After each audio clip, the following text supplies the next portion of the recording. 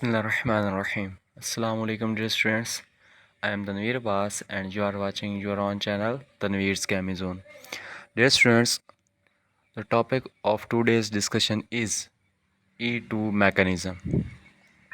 Dear students, आज हम elimination reaction की एक टाइप E2 को डिस्कस करने जा रहे हैं, जिसमें हम प्रॉपर उसका मैकेनिज़्म वगैरह स्टडी करेंगे। ठीक है डियर स्टूडेंट्स, उसकी एग्जांपल देखेंगे, उस पर कौन से फैक्टर अफेक्ट करते हैं उस चीज़ को स्टडी करेंगे, उसकी करैक्टरिस्टिक्स देखेंगे। डियर स्टूडेंट्स, जैसा कि हमारे पास सब्स्टिट्यूशन रिएक्शन था SN2E2 भी वैसा ही हमारे पास है, क्योंकि एलिमिनेशन रिएक्शन में E2 और सब्स्टिट्यूशन रिएक्शन में SN2 ये सेम है, और हमारे पास एलिमिनेशन रिएक्शन में E1 और सब्स्टिट्यूशन रिएक्शन में SN1 ये सेम है। तो हम स्टडी करते हैं। डियर स्टूडेंट्स, ये देखें आपके सामने एक अल्काइल हैलाइड शो हो रहा है और साथ में ऊपर से बेस आ रही है। ये हमारे पास पूरा एक अल्काइल हैलाइड है और ये हमारे पास एक बेस है। डियर स्टूडेंट्स, ये देखें, ये हमारे पास जिस कार्बन के साथ हमारे पास हैलोजन लगा होता है वो हमारे पास अल्फ़ा कार्बन होती है, और दूसरी कार्बन उसके साथ जो अटैच है वो हमारे पास कौन सी है, यहाँ पे ये लगी बीटा कार्बन है। इसके साथ लगा ये एक प्रोटॉन या हाइड्रोजन, ये हमारे पास क्या है, बीटा हाइड्रोजन, जब बीटा प्रोटॉन है तो इसे कह सकते हैं। डियर स्टूडेंट्स, अब मैकेनिज़्म में होता क्या है कि ऊपर से एक बेस आती है, स्ट्रॉन्ग बेस आएगी। ये स्ट्रॉन्ग बेस इस प्रोटॉन पे अफेक्ट करेगी। ठीक है डियर स्टूडेंट्स, इस पे अटैक करेगी। इस पे अटैक करेगी तो ये प्रोटॉन का ये जो इस पे साथ कार्बन के साथ बॉन्ड बना हुआ है, ये बॉन्ड आगे शिफ्ट हो जाएगा यहाँ पे। जब ये यहाँ पे शिफ्ट होगा तो इससे क्या होगा, नेक्स्ट ये जो अल्फ़ा कार्बन है इसके साथ जो इस हैलोजन का बॉन्ड बना है वो इधर शिफ्ट हो जाएगा।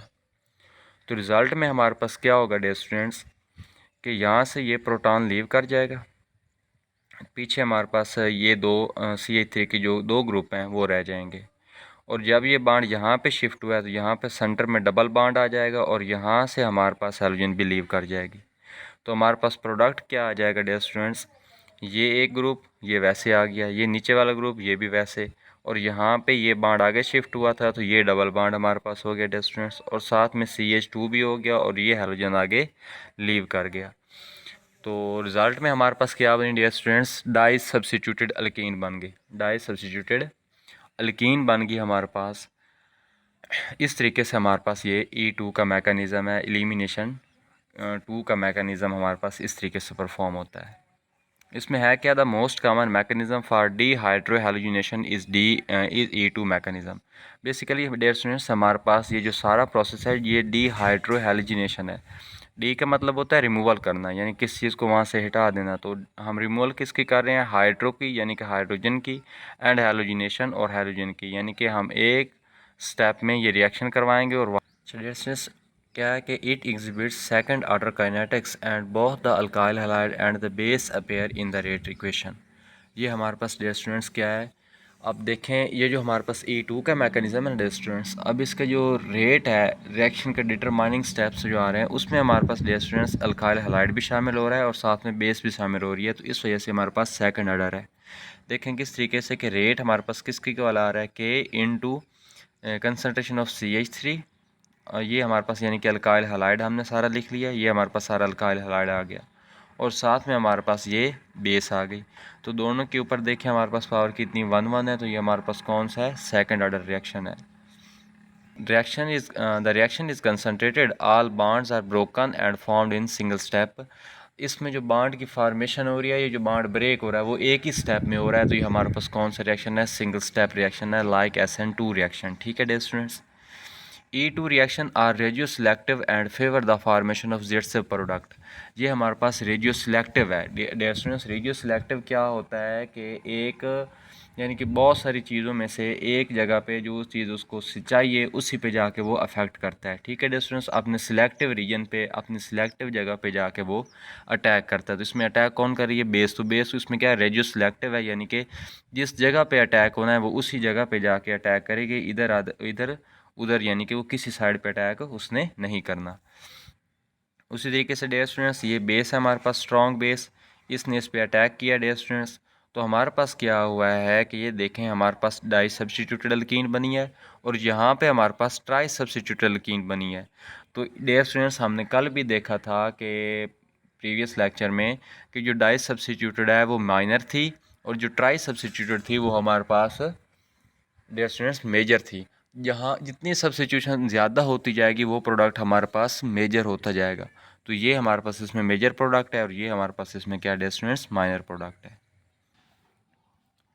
Dear students, factors affecting the rate of an E2 reaction. अब कौन कौन से फैक्टर हैं जो E2 रिएक्शन के रेट को अफेक्ट करते हैं। There are close parallels between E2 and SN2 mechanism, यानी कि E2 और SN2 में जो फैक्टर्स उसमें थे SN2 में, E2 में भी तकरीबन वही आते हैं। In how to identify the base the living group and the solvent affect the rate.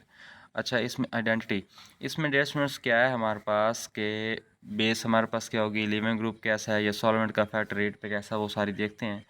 पहला नंबर पे है the base appear in the rate equation, so the rate of the E2 reaction increases as the strength of the base increases. Dear students, अभी आपने ऊपर देखा mechanism में कि वहाँ पे जो हमारे पास रेट था रिएक्शन का, उसमें एक हमारे पास बेस थी और दूसरा हमारे पास अल्काइल हैलाइड था। यानी कि अब रिएक्शन का रेट किस पे डिपेंड कर रहा था, उस बेस के ऊपर। तो जैसे अगर बेस की स्ट्रेंथ इंक्रीज़ करेंगे तो रिएक्शन का रेट भी इंक्रीज़ हो जाएगा, अगर बेस की स्ट्रेंथ हम वीक करेंगे तो रिएक्शन का रेट भी हमारे पास लो हो जाएगा। नेक्स्ट है E2 reaction are generally round with strong base negatively charge base like OH and OR negative. जितनी ज़्यादा हमारे पास स्ट्रॉन्ग बेस होगी हमारे पास रिएक्शन क्या होगा, उतने ज़्यादा फास्ट होगा। ठीक है डियर स्टूडेंट्स, क्योंकि देखें अब डिपेंड उस पर कर रहा है, डायरेक्टली प्रोपोर्शनल आ रहे हैं एक दूसरे के। तो जैसे हमारे पास जितनी स्ट्रॉन्ग बेस होगी, जितनी हमारे पास अच्छे वाली बेस होगी, हमारे पास रिएक्शन भी हमारे पास उसी तरीके से अच्छा परफॉर्म होगा, उसका रेट भी हमारे पास ज़्यादा होगा। अच्छा, सॉल्वेंट कौन सा यूज़ किया जाता है, polar aprotic solvent increase the rate of reaction. इसमें हमने पोलर एप्रोटिक सॉल्वेंट यूज़ करने हैं। ठीक है डियर स्टूडेंट्स, DMF THF ये वाले हमने पोलर एप्रोटिक सॉल्वेंट यूज़ करने हैं। ये क्या करेंगे, इसके रेट को इंक्रीज़ कर देंगे। There is a partial breaking of bond to the living group in the transition state. अच्छा, क्या मतलब जब ट्रांजिशन स्टेट में क्या होती है, तो बॉन्ड की पार्शियल ब्रेकिंग होती है, मुकम्मल तौर पे बॉन्ड ब्रेक नहीं होता। यानी कि जैसे हमने E2 में देखा था कि एक साइड से डॉटेड हमने बॉन्ड बनाया था, कि एक साइड SN2 में देखा था कि डॉटेड लाइन से हमने बॉन्ड को रिप्रेजेंट किया था कि एक साइड से वो हमारे पास क्या था, न्यूक्लियोफाइल अटैक भी कर रहा था और आगे हमारे पास डॉटेड बॉन्ड हमने बनाया था, लिविंग ग्रुप लीव भी कर रहा था। इस तरीके से होता है कि मुकम्मल तौर पे बॉन्ड फॉर्मेशन नहीं होती, मुकम्मल तौर पे बॉन्ड ब्रेकिंग नहीं होती, पार्शली तौर पे होती है। ठीक है डियर स्टूडेंट्स, क्योंकि एक स्टेप में है तो उसी एक ही स्टेप में ऊपर से बेस ने आके अटैक करना भी है और आगे से लिविंग ग्रुप ने लीव करना भी है। अच्छा, rate of reaction follows order. अच्छा, अब हैलोजन के हिसाब से हमारे पास रेट ऑफ रिएक्शन क्या होगा, सबसे ग्रेटर रेट होगा हैलोजन हमारे पास जो आयोडीन है उसका, उससे फिर हमारे पास उससे थोड़ा सा लेस किस होगा ब्रोमीन का, उससे थोड़ा सा लेस क्लोरीन का, और एंड पे हमारे पास सबसे लेस किसका, फ्लोरीन का। तो स्ट्रॉन्ग हमारे पास लिविंग ग्रुप यानी कि वो अच्छा वाला लिविंग ग्रुप जो यहाँ पे आ रहा है वो कौन सा आ रहा है, आयोडीन है, उसके बाद ब्रोमीन, उसके बाद क्लोरीन और उसके बाद फ्लोरीन। अच्छा डियर स्टूडेंट्स, क्या है SN2 and E2 mechanism differ in how the R groups affect the rate of reaction. अब अल्काइल ग्रुप आपने किस तरह के लेने हैं। ठीक है, अब इसमें डिफरेंस क्या आ रहा है यहाँ पे फैक्टर में, बाकी तो फैक्टर ऑलमोस्ट सेम ही थे, लेकिन यहाँ पे E2 और SN2 में फैक्टर्स का कौन सा यानी कि डिफरेंस आ रहा है, वो हमारे पास डियर स्टूडेंट्स अल्काइल ग्रुप का डिफरेंस है। तो अब देखें अल्काइल ग्रुप कैसे होंगे डियर स्टूडेंट्स, जो SN2 हमारे पास रिएक्शन था ना, उसमें जितने अल्काइल ग्रुप ज़्यादा होते थे न्यूक्लियोफाइल का अटैक करना उतना ही मुश्किल हो जाता था। ठीक है डियर स्टूडेंट्स, जितनी हमारे पास न्यूक्लियोफाइल ज़्यादा थे उसका हमारे पास अटैक करना मुश्किल हो जाता था स्टीरिक हिंड्रेंस की वजह से। लेकिन यहाँ पे क्या होता है, as the number of alkyl group on carbon with the living group increases the rate of the also E2 reaction increases. लेकिन यहाँ पे काम उल्टा हो रहा है, यहाँ पे जितने अल्काइल ग्रुप आप कार्बन के साथ अटैच करते जाएंगे, ठीक है डियर स्टूडेंट्स, उतना ही हमारे पास E2 रिएक्शन इंक्रीज़ होता जाएगा। ठीक है स्टूडेंट्स, उसकी वजह क्या वो चल के देखते हैं। ये उसने एक डायग्राम से बनाई है कि जितने देखें अब एक अल्काइल ग्रुप है, यहाँ पे दो अल्काइल ग्रुप हैं, यहाँ पे तीन अल्काइल ग्रुप हैं। जितने अल्काइल ग्रुप जैसे जैसे हम इंक्रीज़ कर रहे हैं हमारा रेट ऑफ रिएक्शन भी क्या हो रहा है, इंक्रीज़। लेकिन यही अगर आप SN2 में देखें तो टर्शरी अल्काइल हैलाइड में SN2 कम होता है, प्राइमरी अल्काइल हैलाइड में हमारे पास SN3 जो हमारे पास दूसरा है टर्शरी की निस्बत थोड़ा सा तेज़ हो जाता है, और प्राइमरी अल्काइल हैलाइड में SN2 जो हमारे पास वो अच्छे तरीके से परफॉर्म होता है। यानी कि दोनों एक दूसरे के यहाँ पे क्या है, अपोजिट आ रहे हैं, वो इधर जा रहा है और ये इधर आ रहा है। the increase in E2 reaction rate with increasing alkyl substitution can be rationalized in terms of transition state stability. अच्छा क्या है कि हमारे पास जो E2 रिएक्शन का रेट है वो इंक्रीज़ होगा कैसे कि अल्काइल सब्स्टिट्यूशन होगी, ठीक है डियर स्टूडेंट्स, ट्रांजिशन स्टेट के अंदर। इन transition state the double bond is partially formed. इसमें ट्रांजिशन स्टेट में क्या होता है डियर स्टूडेंट्स के वो अनस्टेबल सी स्टेट होती है ना, थोड़े टाइम के लिए होती है, तो उसमें डबल बॉन्ड हमारे पास क्या होता है पार्शली तौर पर बनता है। दस transition state for more substituted alkene is lower in energy. जो हमारे पास ट्रांजिशन स्टेट है वहाँ पे एनर्जी क्या होती है कम होती है एल्कीन की। Reducing the activation energy for the reaction and making the reaction faster. क्या हो जाता है कि वहाँ पे हमारे पास डियर स्टूडेंट्स उसकी एक्टिवेशन एनर्जी क्या हो जाती है थोड़ी सी रिड्यूस होती है और रिएक्शन हमारे पास क्या होता है फास्ट हो जाता है। अभी हमने एक बात की कि हमारे पास जितने अल्काइल ग्रुप ज़्यादा होंगे वहाँ पे हमारे पास E2 ज़्यादा फेवर होगा। उसकी वजह क्या है, SN2 का तो आपको बता दिया कि जितने अल्काइल ग्रुप ज़्यादा होंगे न्यूक्लियोफाइल का उस हमारे पास सेंट्रल एटम पे अटैक करना क्या हो जाता है थोड़ा सा मुश्किल हो जाता है। लेकिन जितने हमारे पास अल्काइल ग्रुप ज़्यादा होते जाएंगे हमारे पास डियर स्टूडेंट्स E2 फेवर होता जाएगा। उसकी वजह क्या है, अब देखें एलिमिनेशन रिएक्शन में हमने करवाना क्या है कि हमने वहाँ से प्रोटॉन को रिमूव करवाना है। तो जितने ही हमारे पास क्या होते जाएंगे अल्काइल ग्रुप ज़्यादा हो जाते हैं, हर अल्काइल ग्रुप के साथ हाइड्रोजन है प्रोटॉन है, तो हमने तो जस्ट क्या करवाना है प्रोटॉन को रिमूव करवाना है। तो हमारे पास आगे बहुत सारे प्रोटॉन हमें नज़र आ रहे हैं। पहले होता अगर प्राइमरी है तो प्राइमरी में हमारे पास एक अल्काइल ग्रुप है, ठीक है डियर स्टूडेंट्स, उसके साथ प्रोटॉन होंगे। सेकेंडरी है तो सेकेंडरी में हमारे पास दो अल्काइल ग्रुप हैं, वहाँ पे दोनों के साथ हमारे पास हाइड्रोजन होने हैं प्रोटॉन होने हैं। टर्शरी है तो टर्शरी में हमारे पास तीन अल्काइल ग्रुप होंगे और तीनों के साथ डिफरेंट तौर पे हमारे पास क्या होंगे डियर स्टूडेंट्स प्रोटॉन लगे होंगे।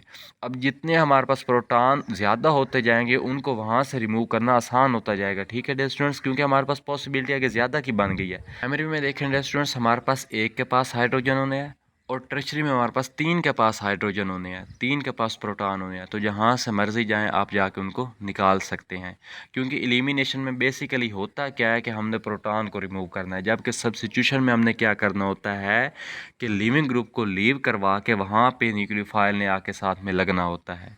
तो इस वजह से इस डिफरेंस की वजह से हमारे पास डियर स्टूडेंट्स क्या होता है कि E2 ज़्यादा सब्स्टिट्यूटेड ग्रुप की वजह से वो ज़्यादा फेवर होता है।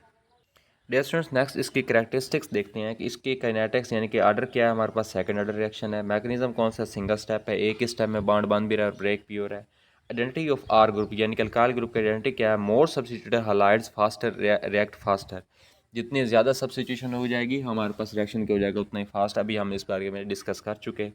अच्छा स्ट्रेंथ ऑफ बेस कैसी हो तो फिर रिएक्शन कैसा, strong base favour the reaction. जितनी ज़्यादा बेस स्ट्रॉन्ग होगी हमारे पास डियर स्टूडेंट्स प्रोटॉन को रिमूव करना उसके लिए उतना ही आसान होगा और रिएक्शन हमारे पास क्या होगा फेवर कर जाएगा। लिविंग ग्रुप क्या है, better living group leads to faster reaction. ये जैसा कि हमने SN2 में पढ़ा था, जितना अच्छा लिविंग ग्रुप होगा रिएक्शन हमारे पास फास्ट होगा, जितना अच्छा लिविंग ग्रुप है वो जल्दी जल्दी वहाँ से लीव कर जाएगा, रिएक्शन हमारा जल्दी परफॉर्म हो जाएगा। टाइप ऑफ सॉल्वेंट आपने कौन सा यूज़ करना है, polar aprotic solvent. I hope dear students आपको इसकी समझ आ गई होगी। इंशाल्लाह नेक्स्ट लेक्चर में हम E1 के मैकेनिज़्म को डिस्कस करेंगे। जज़ाकल्लाह, अल्लाह हाफिज़।